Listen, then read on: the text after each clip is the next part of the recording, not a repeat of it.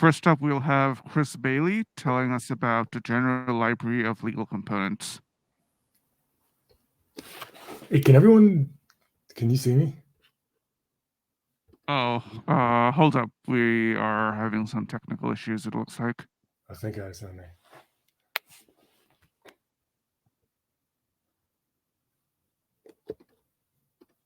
Okay, we are good to go. Okay, is my webcam working? Can anyone see me? We are not seeing anything on your webcam. My beautiful visage is not. Oh, that's all right. I don't have any slides. The only unanimous feedback that I got on my abstract was it was difficult to understand what I was talking about without any examples. So I'm just going to talk for like 2 minutes and then spend the rest of my time just punishing the audience with examples. I'm a 2L at the University of Illinois, and the idea here is just to have a sort of general, what's that? A general library of legal components. And by general, what I mean is different areas of the law and also available in a sort of general purpose programming language. So if you want to write theorems and prove properties, you can do that. And if you also just want to use it as a consumer and write sort of user-facing applications, you can do that as well, and not have to worry about any of the dependent type theory or proof engineering or any of that stuff. Do I have any other introductory remarks? I think we're pretty good. So I spent most of the time preparing for this, just refining sort of a handful of examples into something that I thought would be pretty strong. So we're going to look at tax law and then civil procedure. So two things that are known for complexity that is based on the difficulty of applying like complex sets of rules. The main idea is that what we want to do is we want to untangle the statutory language once and write a definition that is sort of reasonable from the perspective of a programmer or someone who's thinking logically. And then using theorems, we can prove that what we wrote, sort of the simpler artifact, is a sort of lawful implementation of the relevant statutes or common law decisions or whatever else. I got a font size thing. Let's see. Maybe too big. How about now? Okay, thank you. So the first thing we're going to look at is like-kind exchange, which is the tax concept, section 1031 of the Title 26. The general sort of structure of something like this is going to be, here is the information we need. We need all of these fields, right? These sort of Boolean values are just flags. I'll talk more about those in a minute. And then these are certain invariants that the preceding fields have to respect. And these are all, they look like Booleans, but they're propositions. So what you have here is actually a proof that the outgoing relinquished date is less than or equal to the due date for the taxes that year. Almost anytime you see something that looks like a Boolean, it's actually a proof of some decidable proposition. So we tell you right up front, here are all of the pieces of information that we need. Here's what the tax result is going to look like. You're going to get something that has these fields on it. And then here are the sort of operations that we need. These are the items that we're going to calculate from the tax data that you give. We have some of the tax result. This is sort of what you're going to get as an output. It's going to be a tax result with an explanation of why your tax result is that way. The source stuff is currently untyped. It would be cool in the future to have like a strongly typed resource for sources of law. And then down here we have all the theorems. So we want to show that we respect 1031A1, 1031A2, et cetera, et cetera. And so now we show that here are the sort of, if you look at the statutory language, it's going to be more complex. We show that the simpler definitions that we wrote earlier, which in my opinion produce a nicer artifact because we don't have sort of non-monotonic logic or strange sort of statutory construction issues clouding what we're trying to do. We also don't have to deal then with issues about sort of mutually recursive cross-referencing, strange implementation issues. We can now, because everything that they're going to be defined in terms of is sort of already extant earlier in the file, we can just write these as they appear in the statute.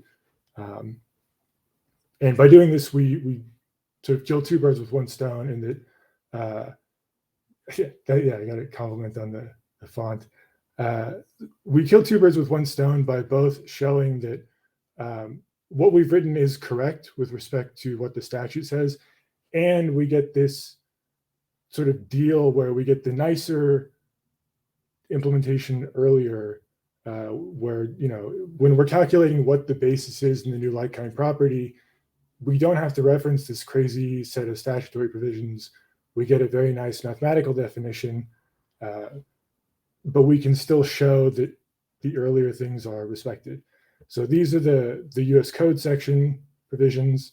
Below that, we have all the CFR stuff, 1.1031.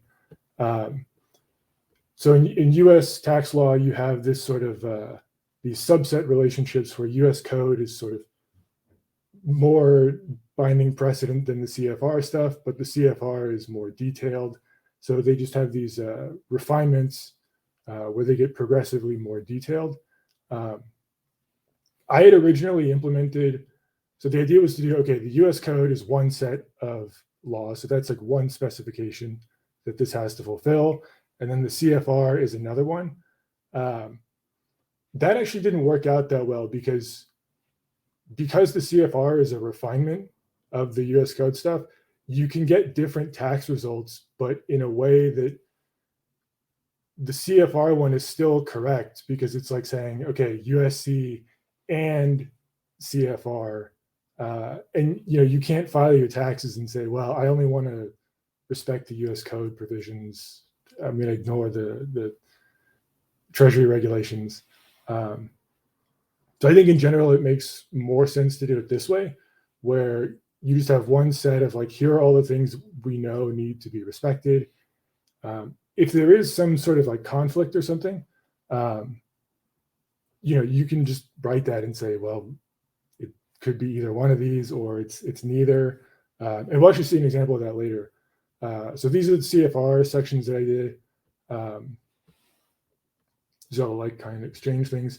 And then I also, in the repo, you can find these are examples from the CFR.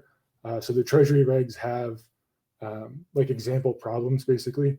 And then I show that just complete the examples. And then REFL just says that the kernel unfolds these definitions to something that is the right answer, basically.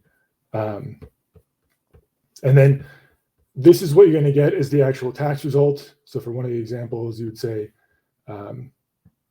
subject to these conditions, here's the result to the taxpayer. Let me get some water real quick. And this is where the Booleans from earlier. So at the very top, we have a couple of like tags, essentially. So there are some properties, whether it's tax law or anything else, we want to remember that they're there. So it's sort of like just a type safety thing. We know that for like-kind exchange, it's different if the exchange is to a related party. It has to be US property, et cetera, et cetera. That sort of reasoning is not really amenable to computers, but we don't want to forget that those are requirements. So we add them as just essentially bookkeeping, like don't forget about these. And then we can then in the sort of plain language tax result, we can remind the user that there are these side conditions don't forget about these. Don't think that, because the computer gave me this thing, that this is without question, my tax result. In terms of making this accessible to people who just want to write functional programs, the decidable nature of all these propositions makes it easy to write code that looks very much like Booleans. I don't want to get too much into technical details, but this is sort of a validation function for someone gives you data, you want to see whether it's a conforming like-kind exchange. So the next thing that I did was to implement the next level down, which is IRS worksheet. It's form 8824 for like-kind exchange, just to continue exploring this sort of hierarchy of tax authority.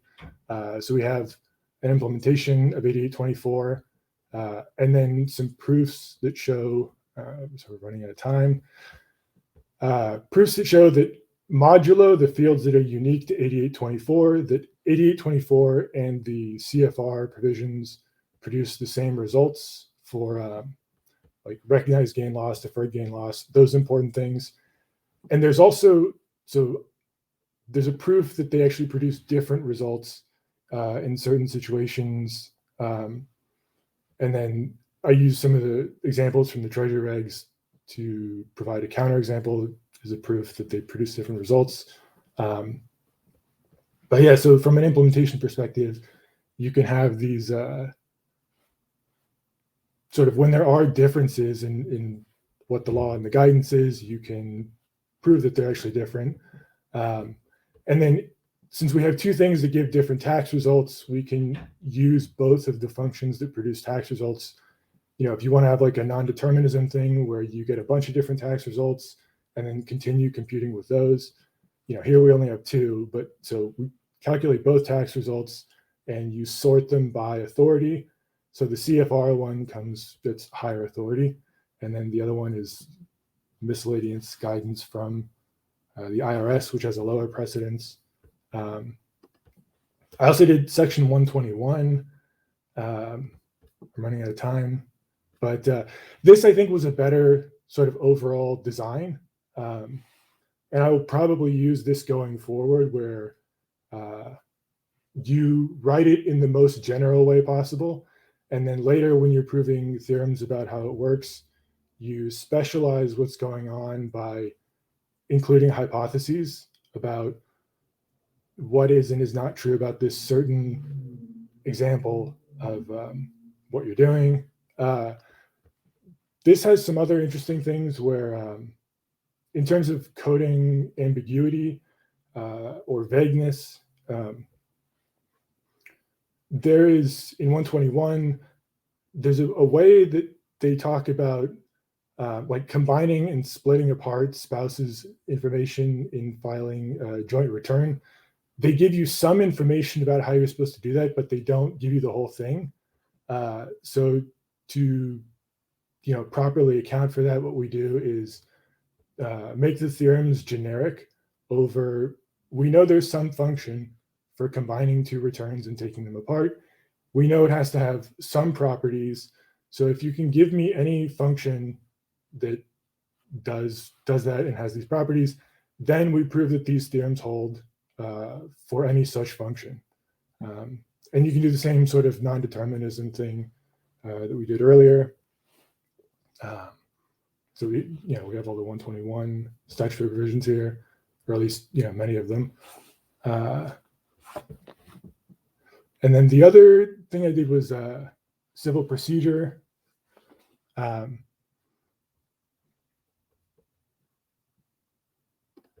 The civil procedure thing is, it's modeled on a big step operational semantics.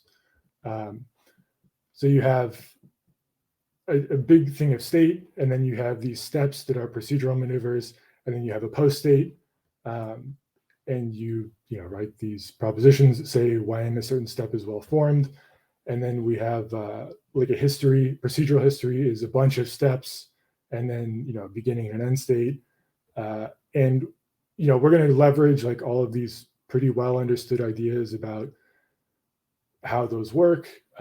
Something is complete if it's has certain properties within the reflexive transitive closure. This is well-founded, so we can define like evaluation functions. There's another proof that some of these are decidable and all that other stuff. Just as like one caveat, we didn't have access to like the whole mathematical components library because it's currently being ported from Lean 3 to Lean 4. So a lot of these are just like, you know, caveman mode proofs, but they're generally over like really simple domains. I don't think it's going to be that bad in general, like proving most of this stuff. It's just going to be a lot of code, but again, like most of this is decidable anyway. So like, let's see. Pleading is the one that I got the furthest on. There's like a proof that these are, it's like decidable whether a certain triplet is well formed, and that kind of stuff, like decidability, I think is going to go a long way in terms of like making this viable, if that makes sense. But it's still going to be a lot of work, and we will need, you know, probably a lot of help from experts in the legal community and stuff like that. I think that's most of my time. Does anyone have any questions?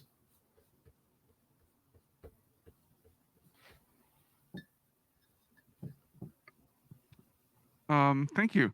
I don't see any QA in the AirMeet chat. Are there any physical questions in the room?